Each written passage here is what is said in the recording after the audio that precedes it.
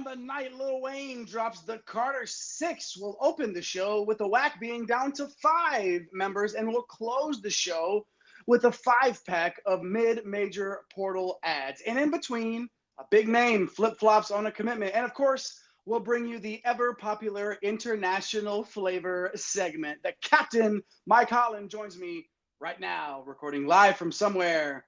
This is One and Done.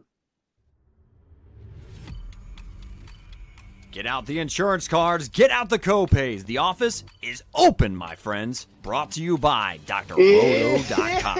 It's time once again for everybody to come aboard that One and Done train. Welcome to One and Done. Bienvenidos a todos a One and Done, your fast break of college basketball information. We're powered by the galaxy's greatest website. That's drroto.com. I am your sometimes humble host. My name is Jay Heinrich, and if you didn't know, now you know. I happen to be the conductor of the aforementioned One and Done train. Follow me on X at Dr. William Cannon. I'll follow you back. But do yourself a favor while you're over there on the most happening app in the world. I'm never going to delete it. I don't care what. Today was absolutely nuts. Find this guy over there on that app at MC Holland 34, the OG Money Mike, the captain of the One and Done ship as well, Mr. Mike Holland. Mike, what it do? Our group chat went off today on Twitter, but yeah, let's keep it centered here. We're a college basketball show, so we won't talk about politics or anything like that. But yeah, glad to be back, man.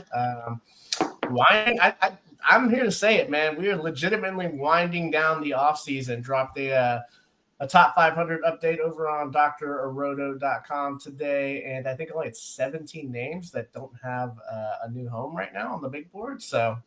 For those players still needing waivers. So if you guys haven't checked that out, check out all our content. We all do stuff over there, right? So, yeah, man, just excited to kind of break down, of course, more international flavor and then talk about some of my favorite mids. Man, we haven't really dove into the mid-major area, so I'm excited to do that tonight. When I saw we were talking mid-majors, I did think we might get a little mid-major minute action from the captain. We did not get the special segment today. However, we will bring you those mid-major portal ads. In addition, we're going to hit the WAC being down to 5 members.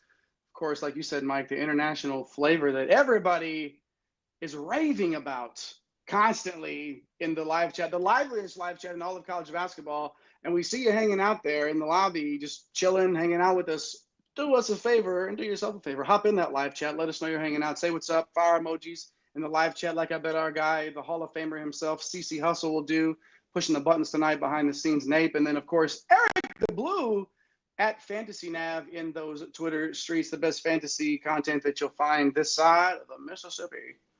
Right there at Fantasy Nav, our guy Eric also doing all the big hard work behind the scenes as well. At One and Done CDB is on the socials where you can find us: Blue Sky, Instagram, TikTok, most importantly, X. Make sure you just follow all the accounts, especially as the season gets a little closer. We drop our favorite bets of the day, our favorite DFS plays of the day. So make sure you hang out over there with us on the socials. And there he is in the live chat. You saw it flash up there a little bit ago, Nape with the Flames. Hop in there with him as well. But, Mike, let's not wait any longer. Let's get to it. The Utah Valley set to join the Big West after this coming season. And that will put the WAC down to 1, 2, 3, 4, 5th. Another blow to the WAC. And, Mike, we know it. We talk college basketball year-round. And the lay of the land right now is that offseason realignment talk never really goes away. And now we actually see it in action. If you remember, last year, Grand Canyon and Seattle announced the decision to join that WCC. Then Grand Canyon later flip-flopped and went to the Mountain West. And then SFA and UT Rio Grande were like, peace out, we're going to the Southland. So now with Utah Valley leaving, the WAC's down to 5, and it feels like it's down the old dusty trail for the WAC, Mike. Yeah, I mean, this is probably it, man. So, the WAC's been a lot of fun because we've had these really good Grand Canyon teams, Utah Valley, your boy, old Mark Madsen. We haven't seen the Madsen dance at all this off. Well, I think we've seen it maybe a few times this offseason. But, hey, look, when it really stems from football, right? Like the whole football program for the WAC basically merged with the ASUN to form the UAC. So you're not getting the football revenue, and I just don't see where they're in a position financially with the loss of football to add more members. Where are they going to add them from?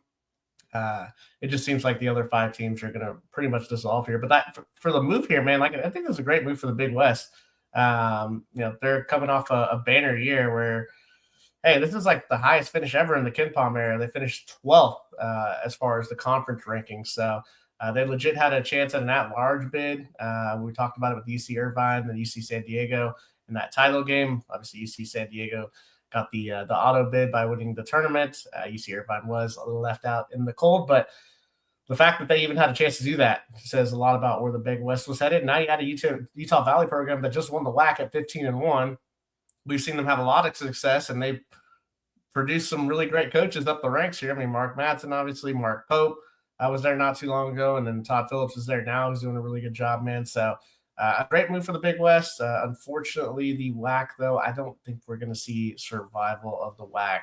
So we'll have to wait and see how it plays out, but it might be time to say RIP. It looks like there's multiple ways to move up the coaching ranks in college basketball. One of them is to go to Utah Valley, and another is to come on to One and Done and get interviewed. And if you do both of them like Mark Pope, then you end up at Kentucky. So shout out to friend of the show, Mark Pope. And yeah, it is a great move for the Big West, Mike. And they're looking obviously in an ever crowded landscape of college hoops or college sports in general. You got to find a way to get yours before somebody takes it. And the Big West is making their play to stay relevant. Good stuff there, Mike. Looks like Kinley's joining us again in the live chat. What's up? Good to see you in there again, Kinley. Thanks for joining us again tonight. Good to see you in the live chat. Join Kinley and Eric and Chris in there as Mike Keza-Giffa flipping that's a familiar name. Like it sure is. Somebody that we've talked about recently on this very college basketball program. Days after his announcement to join USC, Giffa will now join the Ole Miss backcourt rotation. Of course, Chris Beard, to no one's surprise at all, especially on your screen right now.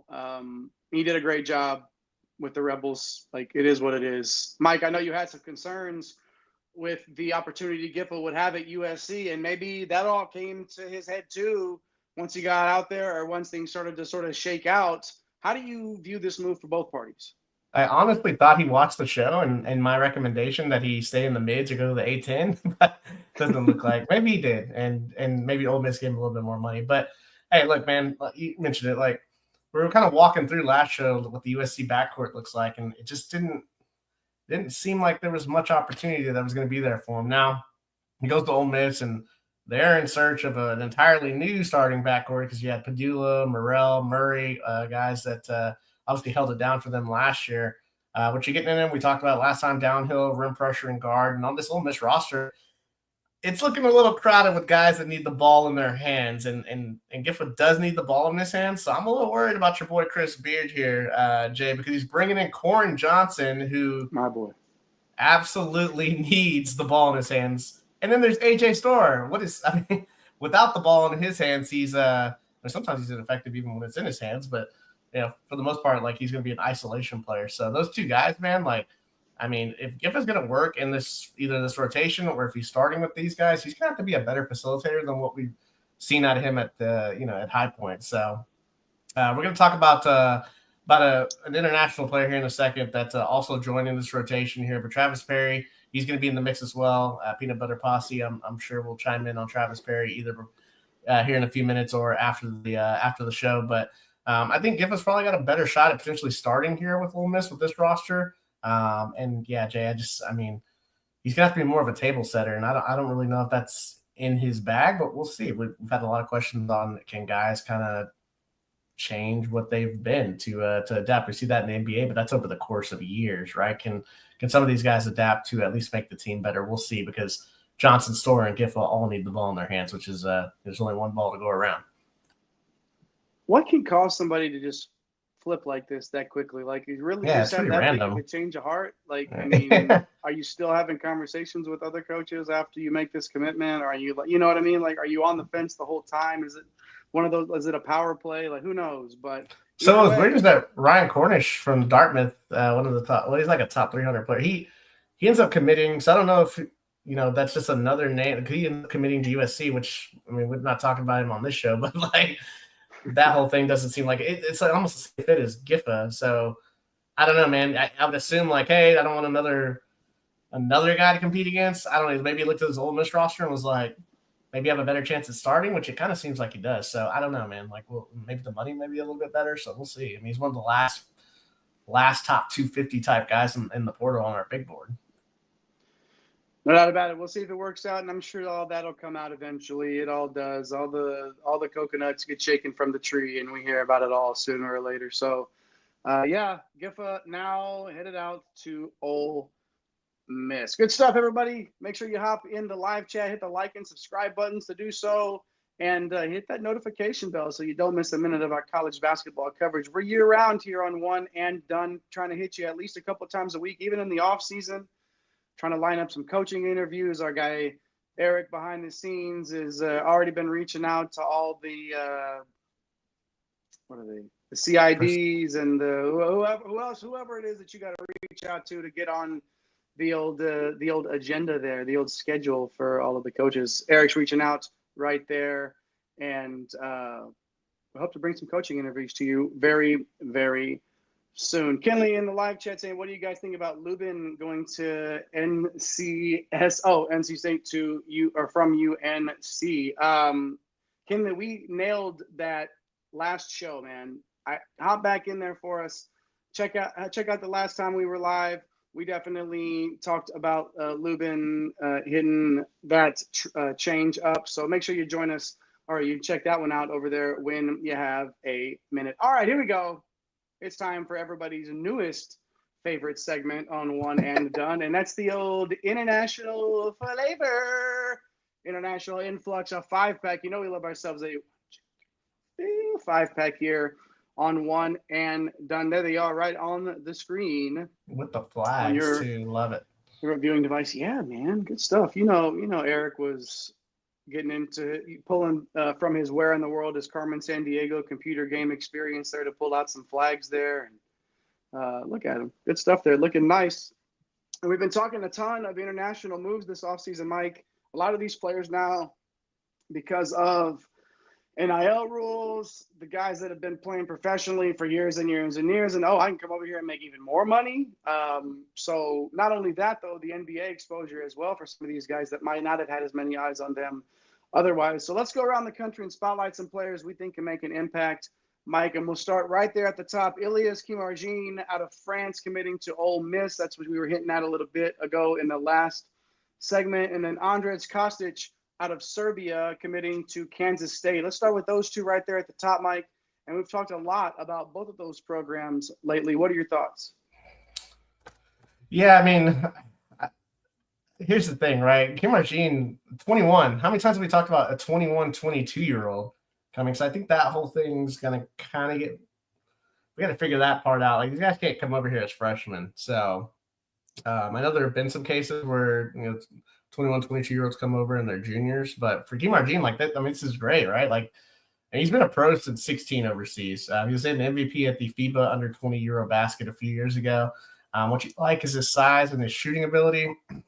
And, he's not like this dynamic creator, so he doesn't need the ball in his hands, unlike all those guys that we just referenced on Ole Miss. So I think if you find the right combination of those guys in the starting lineup with him, he can kind of fit in with them.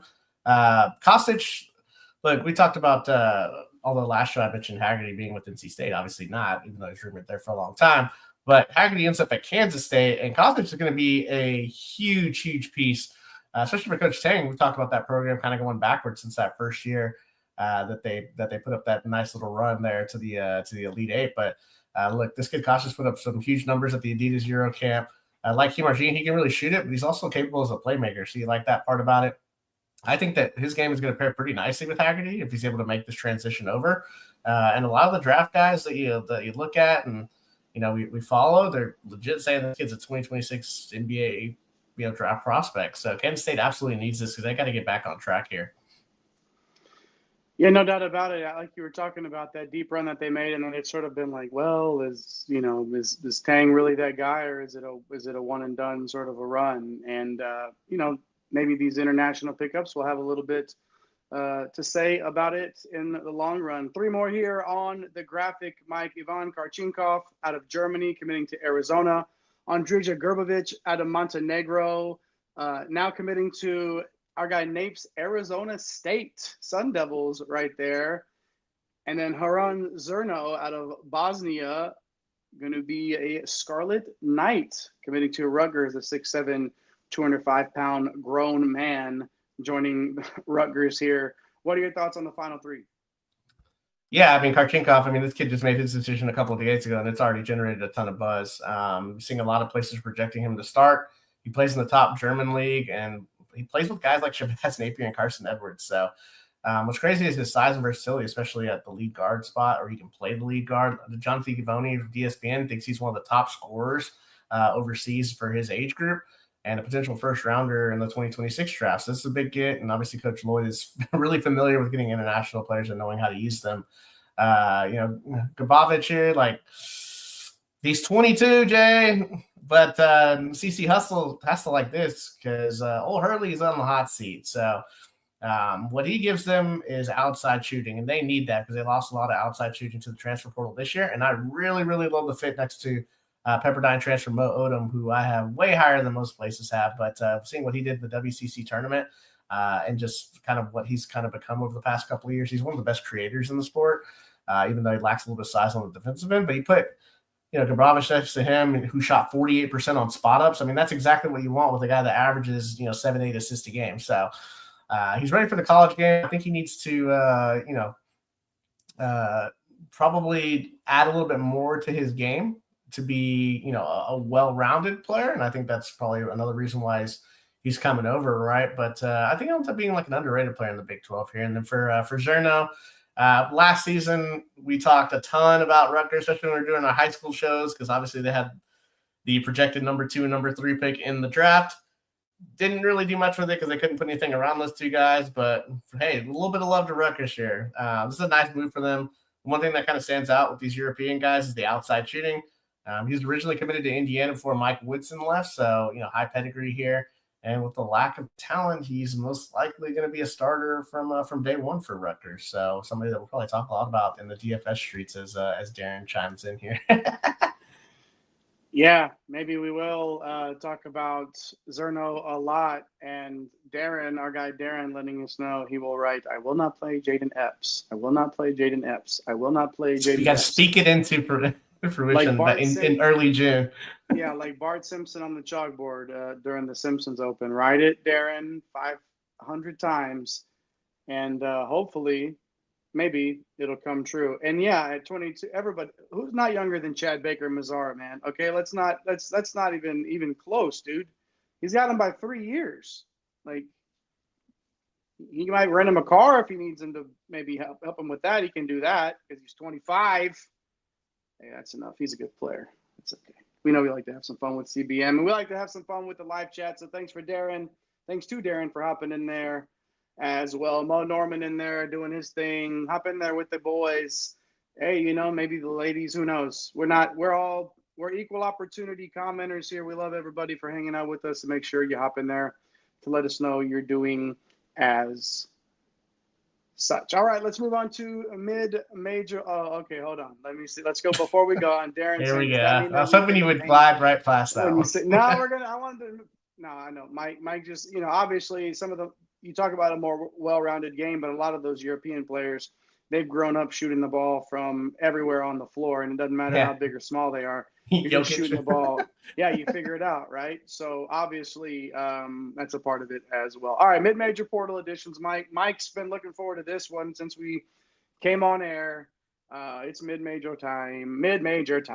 Mike, we released a post-NBA draft withdrawal deadline, top 500 big board. Okay, so everybody after the NBA draft withdrawal deadline passed, obviously that top 500 big board was on there. And I'm going to list 5 moves here from that most recent big board, and I want to know your thoughts on them. Okay, so Mohamed Sal from St. Peter's committing to Rhode Island. Amar Knox from Alabama State to Eastern Kentucky.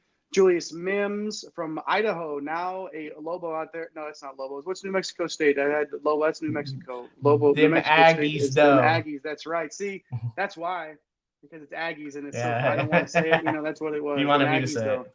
I want to. Yeah, maybe I did. Mike's New Mexico State Aggies.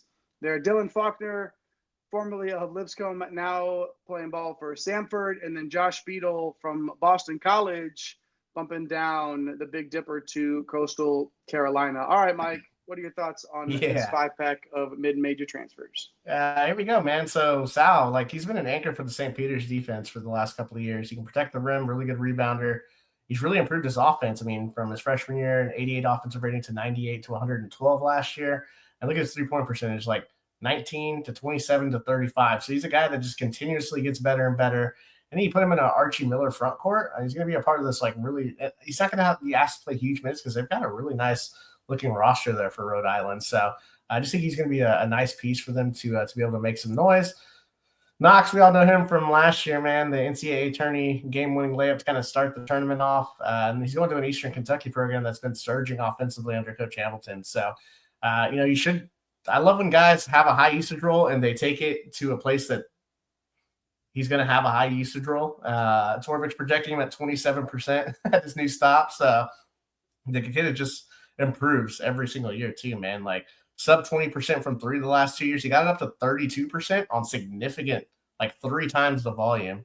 And he doesn't turn the ball over. So you love to see that from a guy, 10% turnover rate from a guy that was nearly 30% usage rate. You love to see that. And you love to see that the 3-point percentage really took a huge step forward. So if he takes another step, it's that Heinrich line and still takes care of the ball. That's a really good get there for Eastern Kentucky program that has been on a nice little streak there offensively. And then Mims, we had him on our preseason Big Sky, all Big Sky team, man, and it just didn't happen. He actually saw his role shrink as a sophomore, but his freshman year, man, he was balling out. Yeah, look, he still put up an impressive 130 offensive rating during Big Sky play, and now he's going to Jason Hooten's system, who really likes to utilize bigs, so I think he can have a resurgent junior year. Faulkner was having a great sophomore year until he broke his foot. For Lipscomb, I think Lipscomb could have made a little bit more noise if they had him to go with those other guys like Nosovich last year and Will Pruitt. But he's a high IQ post player. He's got shot blocking ability. I mean, Jay, freshman year posted 126 offensive rating with a 10% shot blocking rate.